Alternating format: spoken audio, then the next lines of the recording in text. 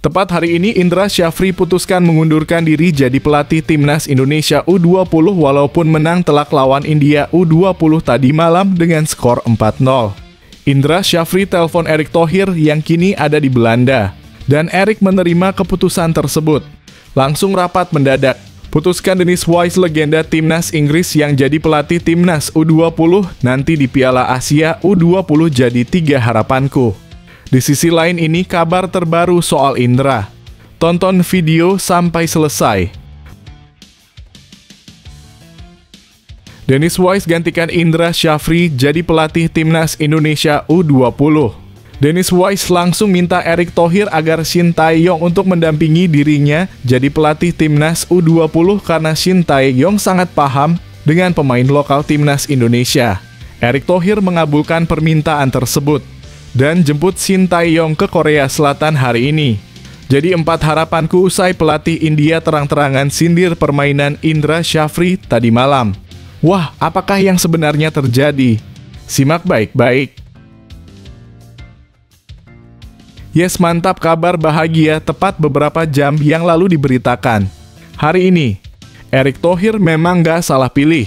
Alex Pastor belak-belakan strategi agar Timnas Indonesia lolos Piala Dunia, ternyata juga gunakan cara Shin Tae-yong.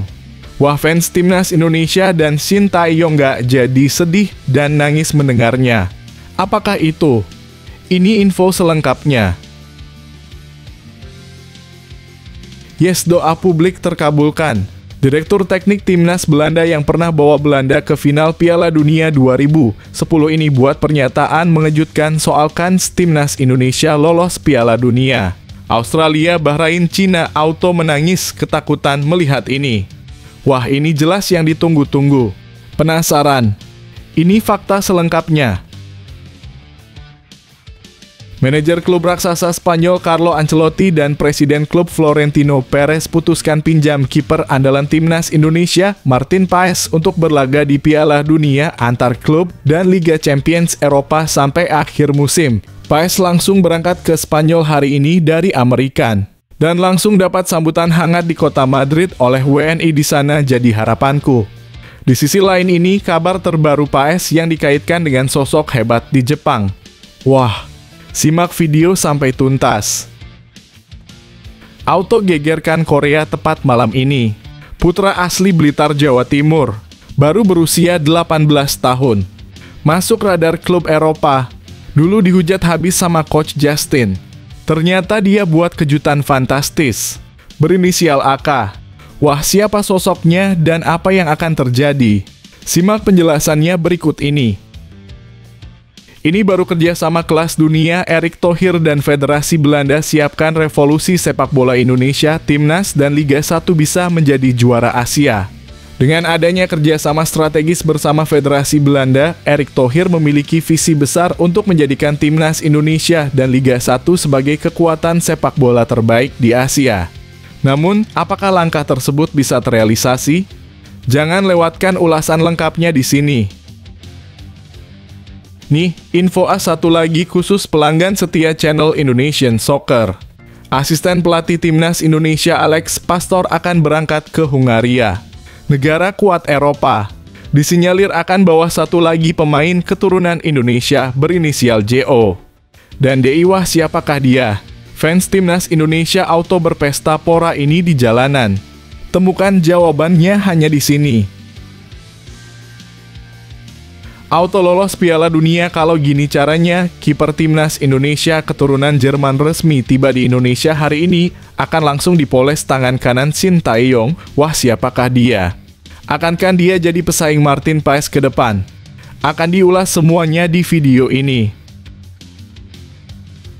Coach Justin ungkap rahasia Timnas Indonesia bisa tangguh hadapi Australia. Begini alasan kuatnya.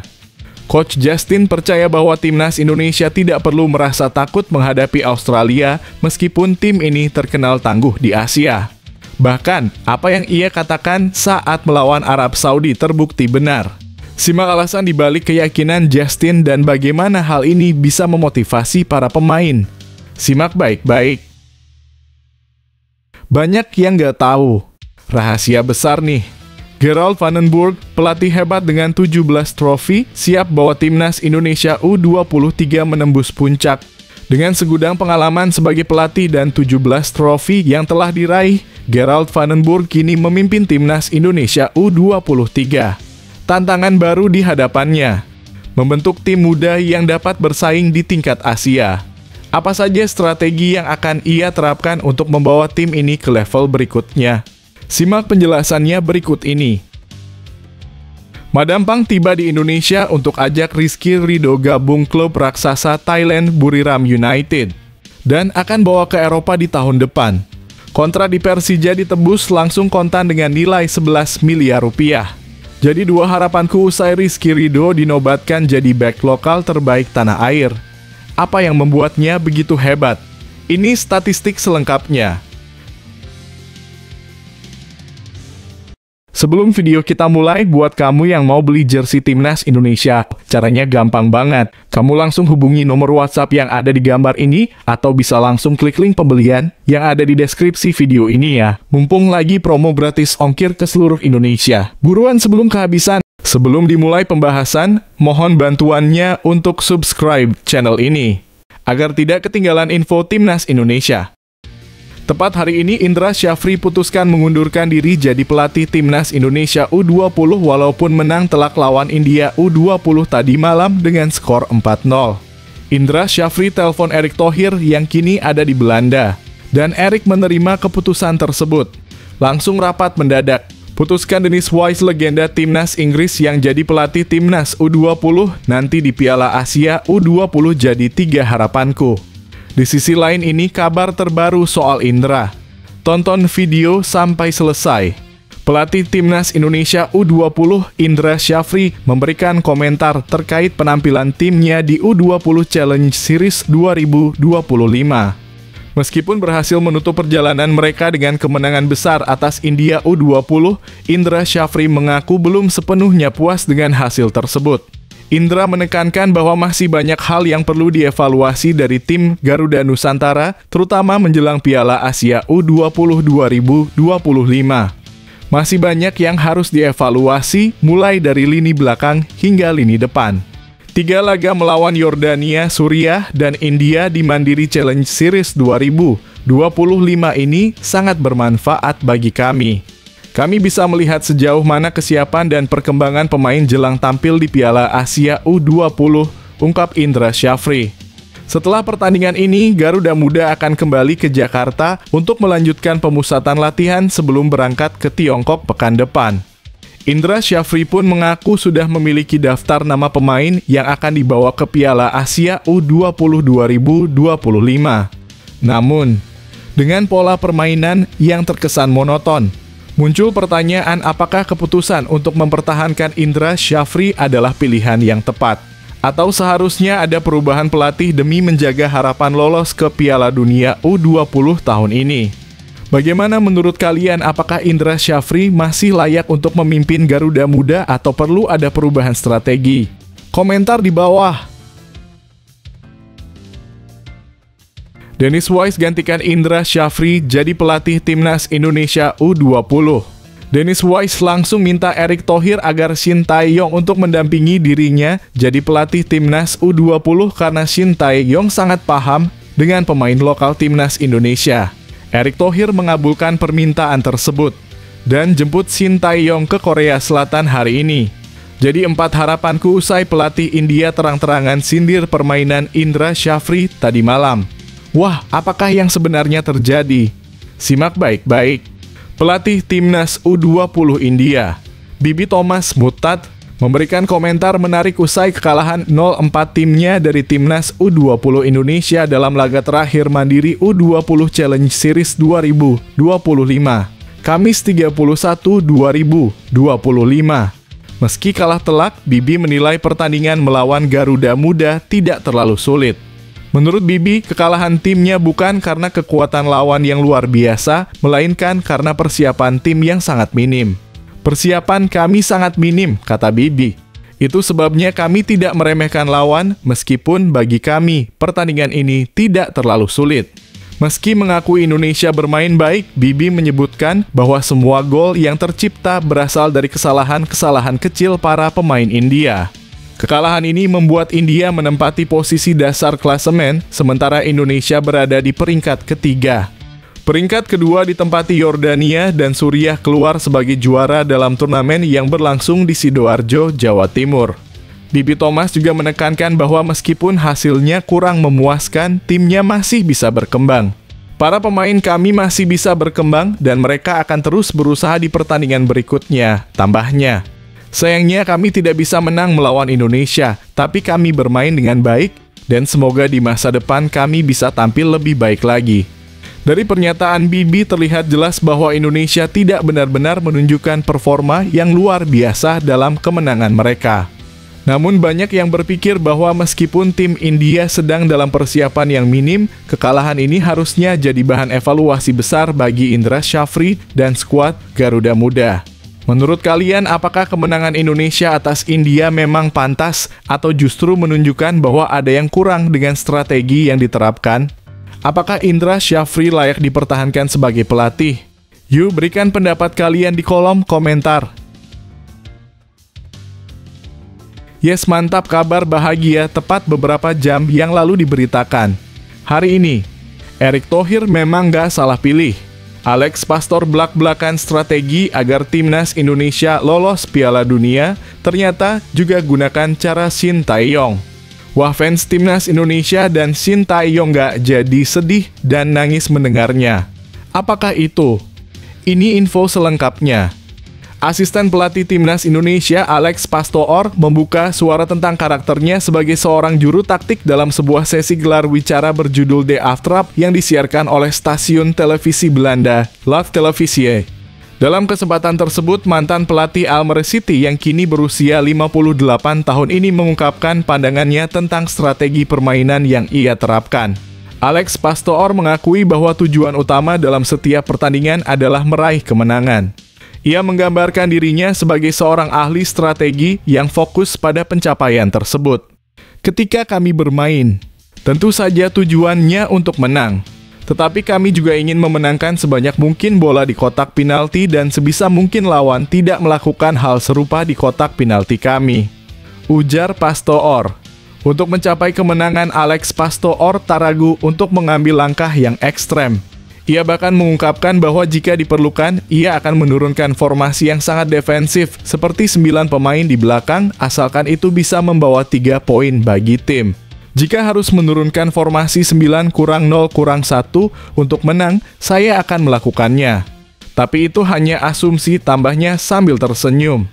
Namun meski lebih fokus pada kemenangan, Pastoor juga menegaskan bahwa formasi dengan 5 back tidak selalu berarti hanya bertahan.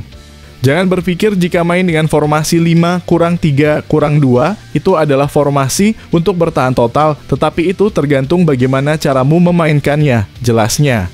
Alex Pastoor jelas memiliki pendekatan yang sangat pragmatis dalam taktiknya yang utama adalah meraih kemenangan dengan cara apapun yang diperlukan. Bagaimana menurut kalian, apakah pendekatan seperti ini sesuai dengan kebutuhan timnas Indonesia? Apakah kemenangan harus selalu didapat dengan strategi defensif atau ada cara lain yang lebih menarik? Berikan pendapat kalian di kolom komentar. Yes, doa publik terkabulkan. Direktur teknik timnas Belanda yang pernah bawa Belanda ke final Piala Dunia 2010 ini buat pernyataan mengejutkan soal kans timnas Indonesia lolos Piala Dunia. Australia, Bahrain, Cina auto menangis ketakutan melihat ini. Wah, ini jelas yang ditunggu-tunggu. Penasaran? Ini fakta selengkapnya. Nigel de Jong, legenda sepak bola Belanda yang pernah memperkuat AC Milan dan Manchester City, memberikan dukungannya terhadap upaya timnas Indonesia untuk meraih tiket ke Piala Dunia 2026. Ia yakin dengan kombinasi yang tepat timnas Indonesia mampu mencapai tujuan besar tersebut. Dalam sebuah wawancara di kanal YouTube The Highway, De Jong menyampaikan keyakinannya dengan tegas. Jika saya seorang pelatih dan dia Erick Thohir adalah presiden saya, kata De Jong, saya akan menghancurkan tembok penghalang tersebut. Saya menaruh kepercayaan penuh pada presiden ini dan juga staf kepelatihan agar mereka berhasil. Meskipun penuh semangat, De Jong juga menyadari tantangan besar yang akan dihadapi timnas Indonesia, terutama dengan pelatih anyar Patrick Kluivert yang langsung disambut ujian berat di laga debutnya. Ini tidak akan mudah. Ini grup yang sulit, ujar De Jong, merujuk pada tantangan besar yang akan dihadapi Indonesia di kualifikasi Piala Dunia 2026. Dimulai dengan pertandingan melawan salah satu raksasa Asia, Australia. Namun De Jong tetap optimistis dan percaya timnas Indonesia bisa sukses. Saya pikir mereka timnas Indonesia akan sukses. Jadi saya akan menyemangati mereka dari sisi benua ini, tutupnya dengan penuh semangat. Dengan dukungan dari sosok berpengalaman seperti De Jong, serta semangat yang tinggi dari Presiden Erick Thohir dan staf kepelatihan. Apakah kalian juga percaya timnas Indonesia bisa melangkah ke Piala Dunia 2026? Atau justru tantangan berat ini terlalu besar? Ayo, berbagi pendapat kalian di kolom komentar. Manajer klub raksasa Spanyol Carlo Ancelotti dan Presiden klub Florentino Perez putuskan pinjam kiper andalan timnas Indonesia, Martin Paes, untuk berlaga di Piala Dunia antar klub dan Liga Champions Eropa sampai akhir musim. Paes langsung berangkat ke Spanyol hari ini dari Amerika dan langsung dapat sambutan hangat di kota Madrid oleh WNI di sana, jadi harapanku. Di sisi lain ini, kabar terbaru Paes yang dikaitkan dengan sosok hebat di Jepang. Wah, simak video sampai tuntas. Saat FC Dallas bertanding melawan klub Liga Denmark Brøndby dalam laga uji coba yang digelar di Algarve, Portugal, Maarten Paes tampil dengan gaya yang unik. Ia mengenakan topi layaknya Genzo Wakabayashi, sang penjaga gawang legendaris dari anime Captain Tsubasa. Penampilan Maarten semakin keren dengan ban kapten yang tersemat di lengannya, meskipun FC Dallas harus menelan kekalahan 2-3 dari Brøndby. Meskipun demikian, Paes berhasil melakukan sederet penyelamatan penting yang menunjukkan perannya yang sangat krusial di skuad FC Dallas. Sebelumnya pada 26 Januari 2025, ex-kiper FC Utrecht ini juga dipercaya menjabat sebagai kapten saat FC Dallas meraih kemenangan 2-0 atas Dinamo Tbilisi. Kini harapan besar tertumpu pada Maarten Paes untuk menjaga kondisi fisik dan kualitas permainannya. Kehadirannya sangat dibutuhkan oleh timnas Indonesia saat bersua Australia dan Bahrain dalam lanjutan grup C kualifikasi Piala Dunia 2026 zona Asia pada 20 dan 25 Maret 2025. Namun, Maarten Paes tidak boleh terlena. Dengan kabar bahwa timnas Indonesia akan mendatangkan kiper tambahan pada Maret 2025, Paes harus terus meningkatkan performa agar tetap mempertahankan posisinya sebagai kiper utama. Makanya harusnya Paes segera ke Real Madrid. Bagaimana menurut kalian? Apakah Maarten Paes bisa terus tampil solid dan menjaga tempatnya di timnas Indonesia? Atau apakah ada potensi persaingan ketat di posisi kiper? Berikan pendapat kalian di kolom komentar. Auto gegerkan Korea tepat malam ini. Putra asli Blitar, Jawa Timur, baru berusia 18 tahun. Masuk radar klub Eropa. Dulu dihujat habis sama Coach Justin. Ternyata dia buat kejutan fantastis. Berinisial AK. Wah, siapa sosoknya dan apa yang akan terjadi? Simak penjelasannya berikut ini. Penyandang timnas Indonesia U20, Arkan Kaka, kini tengah menarik perhatian salah satu raksasa Liga Denmark, FC Nordsjælland. Kabar tersebut disampaikan oleh media Albania Markaz News pada Jumat dalam kurung 31 Januari 2025. Menurut Markaz News, wonderkid Persis Solo Arkan Kaka sedang dalam pantauan raksasa Denmark FC Nordsjælland. Sumber dekat klub mengatakan terkesan dengan pemain Indonesia berusia 17 tahun tersebut. FC Nordsjælland dikabarkan akan terus memantau perkembangan Arkan Kaka yang memiliki tinggi 6 kaki 2 inci dan sudah mencatatkan 2 caps bersama timnas Indonesia senior. Nama Arkan Kaka mulai mencuat di dunia sepak bola internasional saat ia memperkuat timnas Indonesia U16 di Piala AFF U16 2022. Dalam turnamen tersebut, 2 gol dari Arkan Kaka membantu timnas Indonesia U16 meraih gelar juara. Selain itu, di kualifikasi Piala Asia U17 2023, Arkan juga mencetak 7 gol. Hanya kalah dari penyerang timnas Australia U17 yang kini bermain di Bayern Munich, Nestori Irankunda, yang mencetak 8 gol. FC Nordsjælland sendiri memiliki sejarah yang cukup gemilang dengan 1 gelar Liga Denmark pada musim 2011 hingga 2012 serta 2 kali menjadi runner-up. Mereka juga sukses meraih Piala Denmark pada 2009 hingga 2010 dan 2010 hingga 2011. Di level Eropa, FC Nordsjælland pernah berpartisipasi di Liga Champions 2012-2013. Meskipun hanya berhasil mengemas 1 poin dari 6 pertandingan di grup C yang berisikan Juventus, Shakhtar Donetsk, dan Chelsea. Di Liga Denmark 2024 hingga 2025, FC Nordsjælland kini berada di posisi 7 dengan 26 poin. Dengan performa yang terus meningkat, apakah Arhan Kakak akan melanjutkan perjalanan kariernya ke Eropa? Atau mungkin ia akan tetap fokus memperkuat timnas Indonesia? Bagikan pendapat kalian di kolom komentar. Ini baru kerjasama kelas dunia. Erick Thohir dan Federasi Belanda siapkan revolusi sepak bola Indonesia, timnas dan Liga 1 bisa menjadi juara Asia. Dengan adanya kerjasama strategis bersama Federasi Belanda, Erick Thohir memiliki visi besar untuk menjadikan timnas Indonesia dan Liga 1 sebagai kekuatan sepak bola terbaik di Asia. Namun, apakah langkah tersebut bisa terrealisasi? Jangan lewatkan ulasan lengkapnya di sini. Erick Thohir, Ketua Umum PSSI, baru-baru ini mengungkapkan alasan mengapa ia terbang jauh-jauh menuju Belanda. Pria berusia 54 tahun itu mengaku meminta bantuan dari KNVB (Federasi Sepak Bola Belanda) untuk membantu perkembangan sepak bola Indonesia. Namun saat ini PSSI tidak hanya fokus pada timnas Indonesia saja, tetapi juga serius untuk meningkatkan kualitas kompetisi lokal, khususnya Liga 1. Dalam pernyataannya, Erick Thohir menegaskan di PSSI, misi kami jelas yakni menjadi yang terbaik di antara tim nasional dan kompetisi liga terbaik di Asia Tenggara, bahkan Asia. Untuk mencapai hal tersebut, ada beberapa aspek yang harus dibenahi. Ada 4 fokus utama yang menjadi perhatian Erick sebagai ketum PSSI. Keempat faktor tersebut adalah pembinaan pemain muda, pembinaan wasit, pendidikan pelatih, dan struktur kompetisi yang jelas. Kami harus fokus pada program pembangunan yang berkelanjutan, ujar Erick.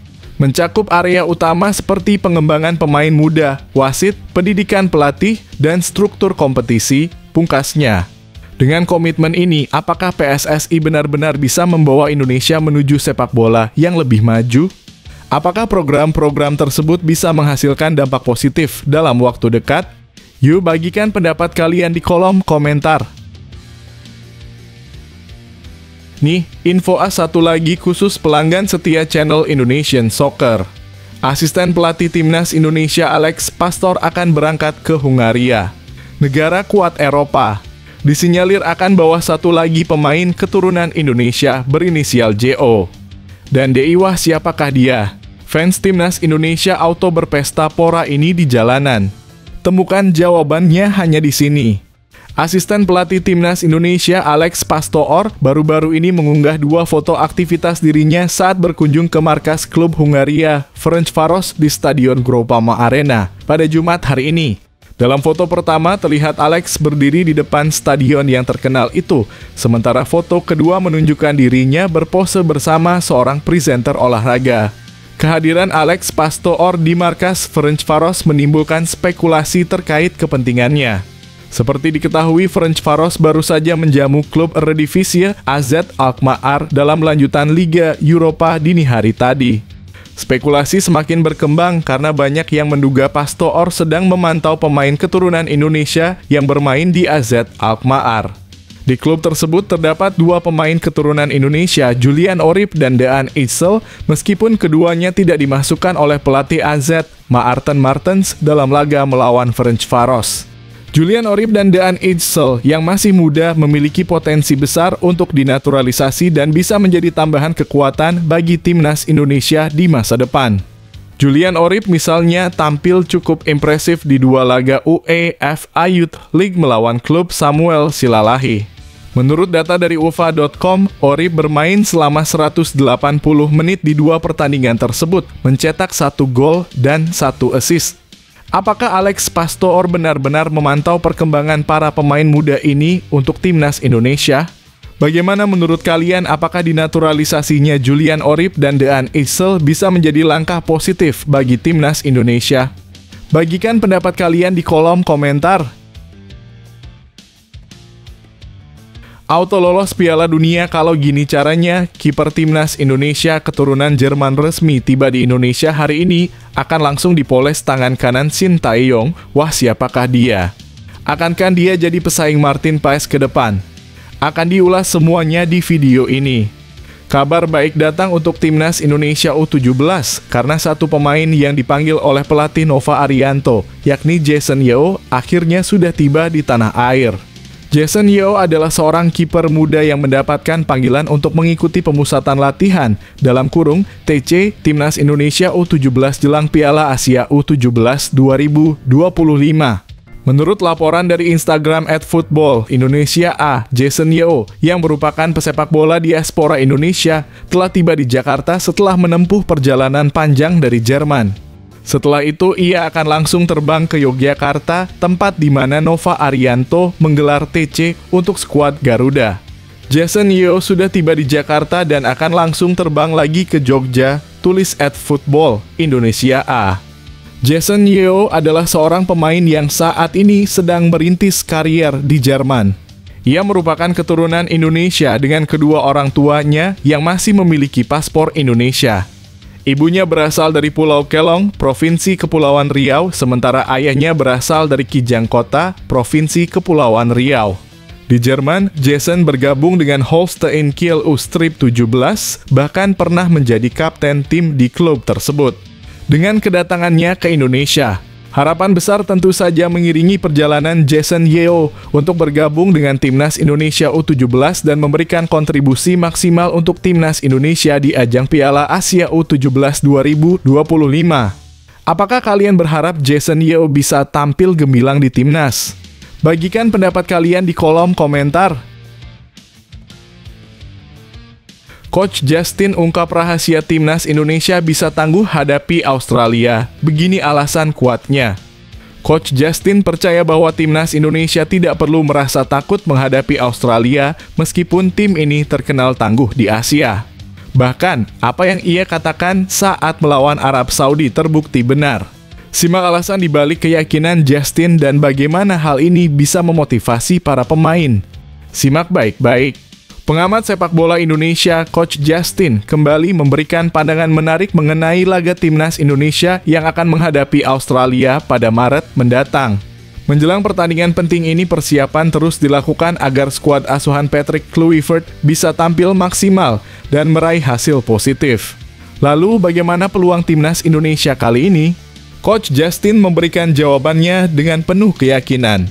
Dalam sebuah wawancara di kanal YouTube Nusantara TV, Coach Justin menyatakan bahwa timnas Indonesia tidak perlu merasa gentar menghadapi Australia. Nggak ada, tegas Coach Justin saat ditanya soal persiapan menghadapi tim Matilda. Seriously, nggak ada, tambahnya dengan penuh keyakinan. Coach Justin juga mengingatkan bahwa pernyataannya kali ini serupa dengan apa yang ia katakan sebelumnya saat timnas Indonesia menghadapi Arab Saudi. Ini persis yang saya katakan pas lawan Saudi, ungkapnya. Saat itu Coach Justin menegaskan bahwa timnas Indonesia tidak perlu takut menghadapi Arab Saudi meskipun tim tersebut menang melawan Argentina. Apa yang harus kita takutkan? Betul mereka menang lawan Argentina dengan pemain yang sama, kan habis itu nggak lolos grup juga. Dia ini tim nggak sehebat itu, jelasnya. Keyakinan yang sama juga dipegang Coach Justin untuk menghadapi Australia. Ia percaya bahwa timnas Indonesia punya peluang besar untuk menang, terutama dengan skuad yang semakin solid. Timnas Indonesia sudah semakin berkembang dan saya rasa mereka bisa meraih hasil positif, tutup Coach Justin. Bagaimana menurut kalian, apakah timnas Indonesia bisa mengalahkan Australia di pertandingan mendatang? Apakah keyakinan Coach Justin dapat terbukti benar lagi?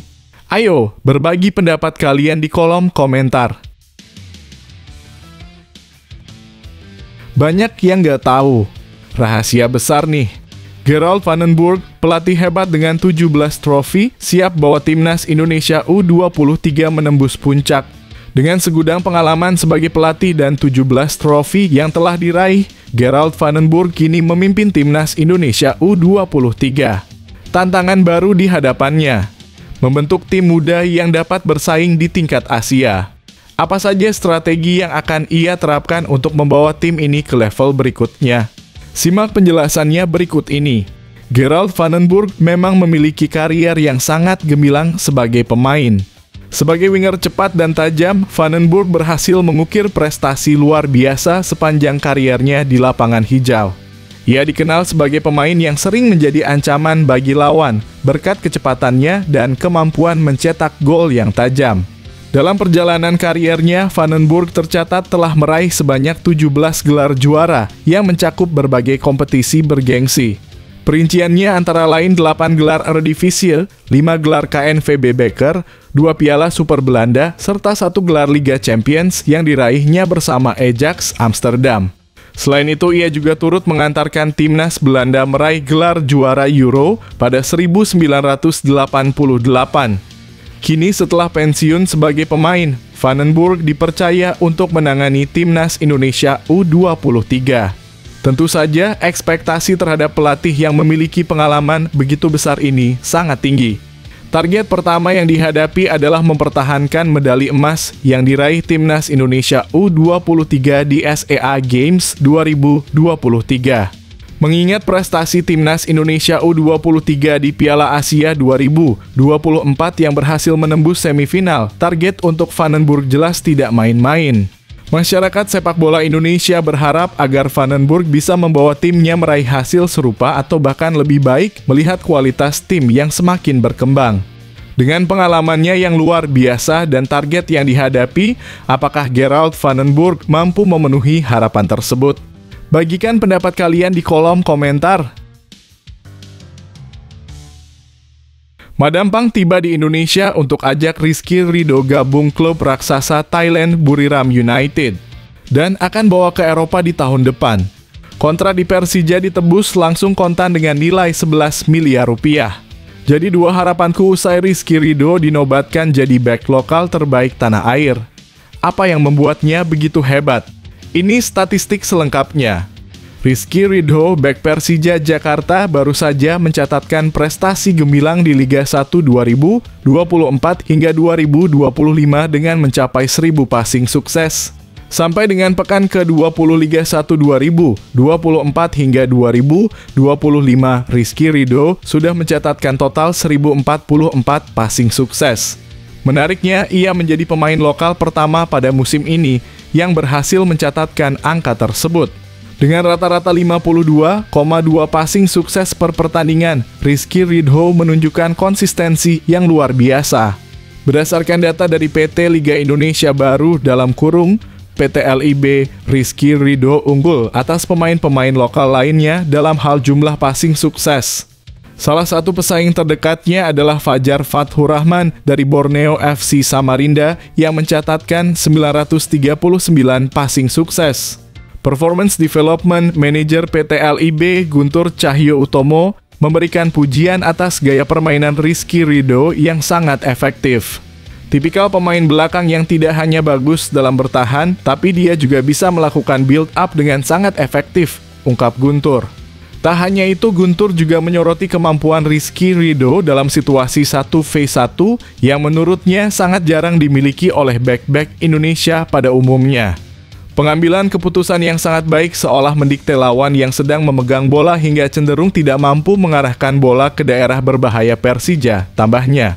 Dengan kemampuan passing yang sangat baik dan ketenangannya dalam bertahan, Rizky Ridho semakin menunjukkan kualitasnya sebagai bek yang bukan hanya tangguh dalam bertahan, tetapi juga bisa mengatur permainan dari belakang.